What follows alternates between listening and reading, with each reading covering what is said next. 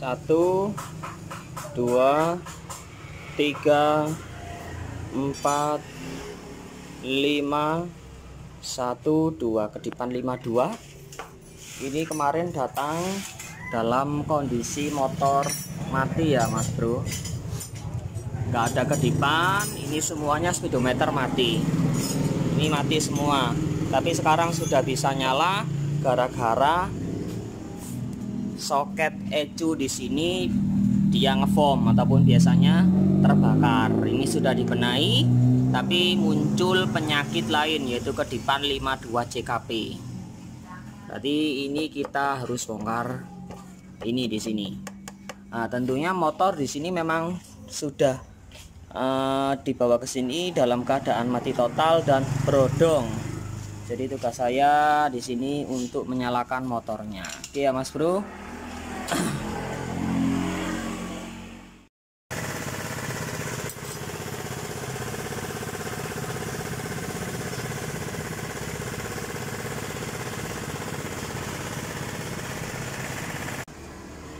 Ini kondisinya banyak oli yang bocor. Ini juga bisa menjadi kurang pekannya sensor CKP untuk memutarkan putaran magnet. Karena dengan terganggunya sensor hole ketika ada oli ataupun debu yang menempel di setiap sensornya, ini akan mengganggu setiap pergerakan. Nah, ini belum saya buka, mungkin ada kala benarnya dari sebuah kebocoran oli. Tapi jika dibersihkan tetap berarti ada kendala pada sebuah sensor CKP nya. Oke, dibuka aja dulu.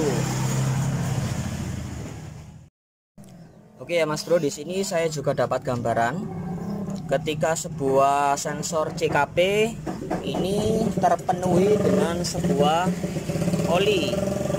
Ini gambarannya full oli. Ini diakibatkan dari kebocoran seal askrek di sini. Ini bocornya seal askrek, maka olinya dia keluar menyipratkan ke semua bagian medan, area spool dan CKP. Nah, kenapa demikian dan kenapa sebabnya? Ketika sensor CKP di sini tidak ada daya magnetik, tertutup oleh sebuah oli dan debu, maka yang akan dihasilkan timbul kedipan 52 CKP. Itu penjelasan secuil tentang pembagian ilmu dari saya. Nah, ketika sebuah sensor hole ini nggak fungsi satu kakinya, ini sebuah kegagalan juga 52 CKP. Yang satunya juga dan yang satunya juga. Nah, di sini saya juga bisa jabarkan ini sebuah sensor CKP bawaan motor yang penuh dengan oli. Dan di sini saya sudah siapkan CKP. Bentar. Saya sudah siapkan CKP baru. Magnetnya tolong dibersihkan dari bekas oli Mas Anam. Ini adalah CKP bersih ataupun CKP yang masih normal. Dia tidak ada debu ataupun pori-pori oli yang menempel.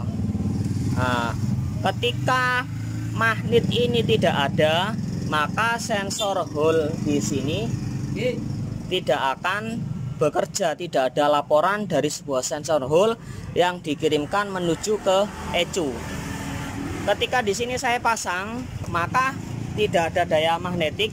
Yang timbul di sini adalah kedipan 52.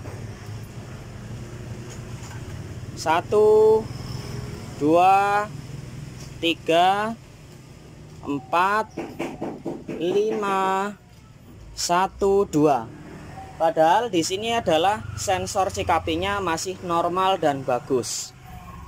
Tapi ketika magnet di sini saya sudah lap, sudah bersih. Dan di sini saya tempelkan. Oke, di sini seperti ini. Alah. Oke. Di situ saya kontak on. Apa yang terjadi? kedipan juga hilang ya Mas Bro. Ini kedipan juga hilang. Ntar, walah kameraku ngeblur bro. Oke, di sini kedipan juga hilang. Ketika saya geser di sini, saya coba geser-geser sedikit. Di sini ada sebuah pergerakan yang dikirim dari sinyal CKP. Ntar, bisa didengarkan. Nah itu. Ntar saya gerakkan sedikit. Dengar Mas Bro? Oke, bentar saya lanjut dulu Mas Bro. Ketika ini saya geser, bentar. Nah, ini ada sebuah pergerakan dari sebuah sensor ISCV. Coba diputar sedikit Mas Anam.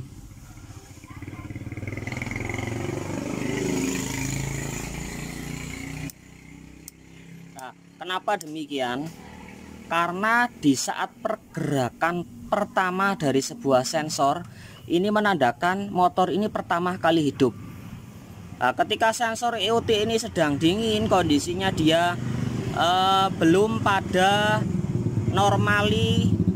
normalinya sebuah sensor EOT dia bekerja, ataupun IICV cuk otomatis ini bekerja kan pada motor saat kondisi dingin.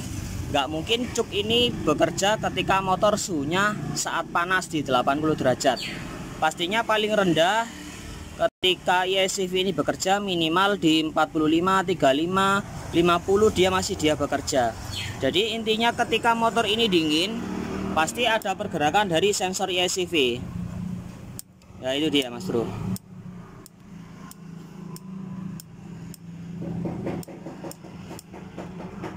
Nah, semisal ini tak lepas lagi. Ini kan tidak ada sebuah gaya magnetik yang ditimbulkan dari sebuah sensor hole ataupun yang dinamakan sensor CKP. Ini tak lepas, jebret. Ini tak lepas. Ini tak off kan dulu. Tak on kan. Ini kondisinya tak lepas. Apa yang terjadi? Nah, dia kedip 52. Seolah-olah sensor hole ini dia tidak bekerja pada sebuah magnet. Makanya dia juga kedip 52. Dan jangan sampai salah, ketika daya magnetik di sini sudah mulai berkurang ataupun magnet di sini penuh karat atau magnetnya terkena elas atau bengkok atau apa, jangan heran bukan dari sensor CKP-nya, bisa juga dari magnetnya yang bermasalah. Ini masih kedip. Ini Mas, coba tak pasang lagi Mas Bro. Seperti ini. Oke, tak pasang. Coba off kan lagi Mas Anam. On kan lagi. Coba diperhatikan. Pasti tidak ada kedipan 52. Oke, bersih. Ini juga masih nancep. Tandanya sensor hole-nya ini bekerja. Ada daya magnetiknya. Oke. Sementara ini saja, tinggal ini kita bersihkan dulu. Kenapa saya pakai sensor CKP seperti ini? Saya hanya memastikan bahwasanya kesalahan yang fatal hanya terjadi pada bagian area spool dan CKP di area sini. Jadi coba kita bersihkan semuanya dengan bensin. Pakai bensin aja, digerojok, dikelucur. Kalau bersih tinggal pasang, tinggal ganti sealnya. Oke ya Mas Bro, kita tes hasil akhirnya nanti. Oke ya Mas Bro, di sini kita setelah pembersihan sensor CKP, magnet dan pengecekan sensor hole, dicoba kita tes. Oke, sudah terpasang semua. Kontak kita on kan. Mantap. Kontak on. Mantap. Di sini kedipan 52-nya juga tidak ada. Oke, saya jelaskan ini kronologinya bagaimana. Ini datang awal mulanya ke rumah saya beli sebuah soket injektor. Saya juga nggak tahu kendalanya apa. Nggak taunya motor ini dibawa ke bengkel saya hari apa kemarin, saya nggak ada, Jumat ya. Hari Jumat saya nggak ada. Nah, ini motornya dikerjakan, ternyata ada sebuah kesalahan lah. Kalau mau tahu tentang videonya nanti ada di video saya yang tadi, penjelasannya sudah saya jelaskan sedetailnya tadi ya Mas Bro. Tinggal nanti dilihat pada video saya. Intinya motor ini sudah bisa menyala, tinggal proses perapian pemasangan back covernya masing-masing, karena sudah ditunggu sang pemilik motor yang punya motor PCX. Motornya cukup banyak, ada PCX, Vario 150 dan lain-lain, dan tetek bengek. Oke ya Mas Bro, cukup sekian dari saya tentang penanganan Beat ESP gagal starter, gagal nyala. Sekian dari saya, JJ Channel, mantap.